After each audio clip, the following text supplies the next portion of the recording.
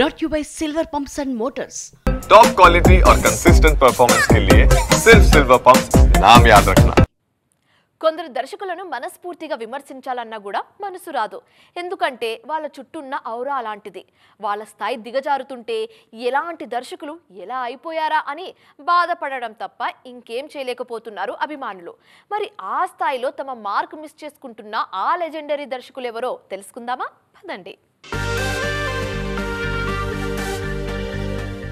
మణిరత్నం ఈ పేరు చెప్తుంటేనే ఒక తెలియని గర్వం ఉంటుంది. ఇండియన్ సినిమా రూపురేఖలు మార్చేసిన దర్శకుల్లో మణి కూడా ఉంటారు. ఓ నాయకుడు, దళపతి, రోజా ఇలా చెప్పుకుంటూ పోతే ఎన్నో సినిమాలు. అలాంటి దర్శకుడి నుంచి ఇప్పుడొచ్చిన థగ్ లైఫ్ చూసి మణిరత్నం ఫ్యాన్స్ బాధపడుతున్నారు. ఏమైంది మా మణి సార్కు అంటూ నిట్టూరుస్తున్నారు. నిజానికి 20 ఏళ్లుగా మణిరత్నం నుంచి ఆయన స్థాయి సినిమా రాలేదు. ఓకే బంగారం జస్ట్ ఓకే, నవాబ్ పర్లేదు, పొన్నియిన్ సెల్వం తమిళంకే పరిమితమైంది. కడలి, రావణ్ గురించి ఎంత తక్కువ మాట్లాడితే అంత మంచిది. ఈ టైంలో వచ్చిన థగ్ లైఫ్ లో పూర్తిగా మణిరత్నం మార్క్ మిస్ అయింది. మరో లెజెండరీ దర్శకుడు శంకర్ పరిస్థితి కూడా ఇంతే. ఇండియన్ 2 గేమ్ చేంజర్ తో ఈయన రేంజ్ పడిపోయింది.